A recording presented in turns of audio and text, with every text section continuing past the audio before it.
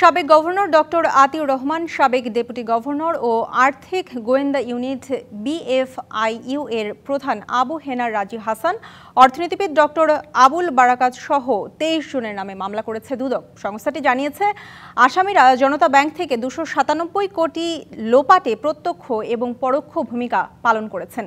এদিকে 11 কোটি 34 লাখ টাকা সম্পদের বৈধ উৎস না পাওয়ায় সাবেক আইজিপি বেনজির আহমেদ, তার স্ত্রী এবং 2 মেয়ের নামে মামলা করেছে দুদক। সাইবার জালিয়াতির মাধ্যমে রিজার্ভ চুরির ঘটনায় বিতর্কের মুখে বাংলাদেশ ব্যাংকের গভর্নর পদ থেকে সরে দাঁড়ান ডক্টর আতিউর রহমান। এরপর অনেকটা আড়ালেই থাকেন আতিউর। বৃহস্পতিবার 297 কোটি টাকা ব্যাংক থেকে আত্মসাতের অভিযোগে করা একটি মামলায় তাকে আসামি করে দুদক। এজাহারে বলা হয়েছে, অ্যানোনটেক্স নামে একটি গ্রুপের কাগজে প্রতিষ্ঠান দেখিয়ে 297 কোটি টাকা ঋণ দেয়া হয় জনতা ব্যাংক থেকে।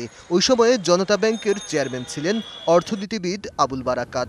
আতিউর এবং সাবেক ডেপুটি গভর্নর আবু হেনা রাজি হাসান ক্ষমতার অপব্যবহার করে এ ঋণ পাইয়ে দিতে সহযোগিতা করেছেন।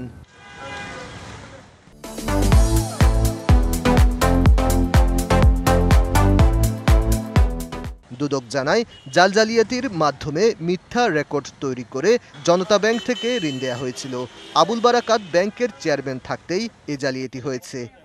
জাল জালিয়াতির মাধ্যমে মিথ্যা রেকর্ডপত্র সৃজনপূর্বক তা খাঁটি হিসাবে ব্যবহার, 297 কোটি 38,87,296 টাকা আত্মসাতের অপরাধে মামলা রুজুর সিদ্ধান্ত গৃহীত হয়েছে। দুদকের উপপরিচালক নাজমুল হোসেনের করা মামলায় আতিউর, আবুল বারাকাত ছাড়াও আসামি করা হয়েছে সাবেক ডেপুটি গভর্নর এবং বিএফআইইউ এর প্রধান আবু হেনা রাজি হাসান, জনতা ব্যাংকের সাবেক এমডি আব্দুস সালাম আজাদ, ডিএমডি আজমুল হক ছাড়াও বাংলাদেশ ব্যাংক এবং জনতা ব্যাংকের বিভিন্ন পর্যায়ের কর্মকর্তা এবং অ্যানোনটেক্স গ্রুপের চেয়ারম্যান ইউনুস বাদল সহ 23 জনকে। এই মামলায় আসামির সংখ্যা 23। এখানে বেনিফিশিয়ারি জনতা ব্যাংকের পরিচালনা পর্ষদ এবং বাংলাদেশ ব্যাংকের কর্মকর্তারা জড়িত রয়েছে। এদিকে 11 কোটি টাকা জ্ঞাত আয় বহির্ভূত সম্পদ অর্জনের অভিযোগে পুলিশের সাবেক মহাপরিদর্শক বেনজির আহমেদ, তার স্ত্রী ও 2 কন্যা সহ 4 জনের নামে মামলা করেন দুদকের উপপরিচালক হাফিজুল ইসলাম। Aditya Arafat, DBC news, Dhaka. জনতা ব্যাংক থেকে 297 কোটি টাকা লোপাটে পরোক্ষ এবং প্রত্যক্ষ ভূমিকা পালনে কেন্দ্রীয় ব্যাংকের সাবেক গভর্নর ডক্টর আতিউর রহমান, অর্থনীতিবিদ ডক্টর আবুল বারাকাত সহ 23 জনের নামে মামলা করেছে দুর্নীতি দমন কমিশন। এ নিয়ে আরও বিস্তারিত জানতে চাই, আমাদের সাথে বার্তা কক্ষ থেকে সরাসরি যুক্ত হয়েছেন অ্যাসাইনমেন্ট এডিটর আদিত্য আরাফাত। আদিত্য, জানাবেন ডক্টর আতিউর রহমান এবং ডক্টর আবুল বারাকাতকে কিভাবে আসলে এই মামলার আওতায় আনা হলো?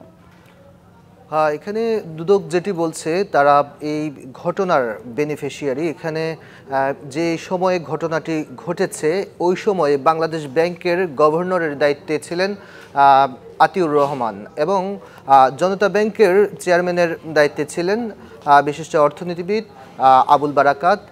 এই দুজন সরাসরিভাবে দুদক বলছে যে জড়িত না থাকলেও তারা এই ঘটনায়, অর্থাৎ অ্যানোনটেক্স গ্রুপের একটি প্রতিষ্ঠান ছিল সুপ্রভ স্পিনিং, যে প্রতিষ্ঠানটির যে প্রক্রিয়ায় ঋণ নিয়েছে সেই ঋণ নেওয়ার প্রক্রিয়ায় বাস্তবে কোনো সেই প্রতিষ্ঠানের অস্তিত্ব ছিল না এবং যেই প্রতিষ্ঠানটির কাগজপত্র দেখানো হয়েছে সেই প্রতিষ্ঠানটি বলা দুদকের অনুসন্ধানে যেটি বেরিয়ে এসেছে, সে জালিয়াতি করে সেই প্রতিষ্ঠানটির কাগজপত্র তৈরি করা হয়েছে এবং সেই প্রতিষ্ঠানটির অনুকূলে যে 297 কোটি টাকা ঋণ দেওয়া হয়েছে এবং এখানে বাংলাদেশ ব্যাংকের একটি গভর্নরের একটি দায় রয়েছে।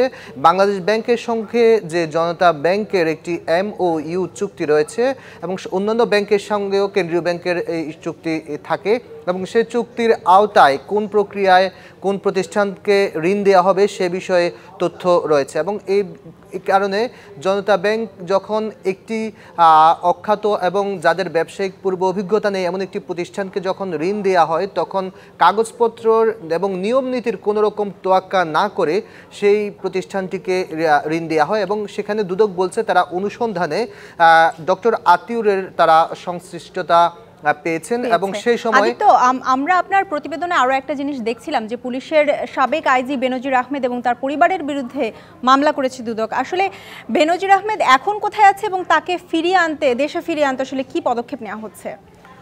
বেনজির আহমেদের যে বিষয়টি আপনি বলছেন, দুদক আজ আরেকটি মামলা দায়ের করেছে। সেখানে বলা হয়েছে যে পুলিশের সাবেক আইজি বেনজির আহমেদ এবং বেনজির আহমেদের পরিবারের সদস্যরা তাদেরকে 11,43,00,000 টাকার সম্পদের বৈধ কোনো উৎস পাওয়া যায়নি এবং সে উৎস না পাওয়ায় তাদের বিরুদ্ধে মামলা দায়ের করা হয়েছে। এবং এখানে আপনাকে জানিয়ে রাখি যে 5ই আগস্টের আসলে আগে থেকেই বেনজির আহমেদ কোথায় অবস্থান করছেন এ বিষয়ে সুনির্দিষ্ট কোনো তথ্য নেই। তবে দুদকের কাছে একটি আনুষ্ঠানিকভাবে তথ্য না থাকলেও দুদকের অনুসন্ধান সংশ্লিষ্টরা জানিয়েছেন যে কয়েকটি মাধ্যমে তথ্য রয়েছে তিনি আসলে বিভিন্ন ইউরোপ, কখনো দুবাই, এরকম বিভিন্ন দেশে তিনি অবস্থান করছেন এবং তাকে ফিরিয়ে আনার জন্য দুদক সবশেষ ইন্টারপোলের যে সহযোগিতা সেই সহযোগিতা তারা নিচ্ছেন এবং আইনি যেসব প্রক্রিয়া রয়েছে, বিদেশে বাংলাদেশি যেসব আসামি রয়েছে এবং সেই আসামিগুলো ফেরত আনার যে প্রক্রিয়া রয়েছে সেই আইনি পদক্ষেপ দুদক বলছে যে নেবেন। এবং এইটি আসলে কিভাবে এরকম উদাহরণ আসলে খুবই কম, নেই বললেই চলে। এবং বেনজির আহমেদকে ফিরিয়ে এনে বিচারের মুখোমুখি করা যাবে কিনা এটি আসলে এখন দুদকের সবচেয়ে বড় চ্যালেঞ্জ। আদিত্য, আপনাকে ধন্যবাদ।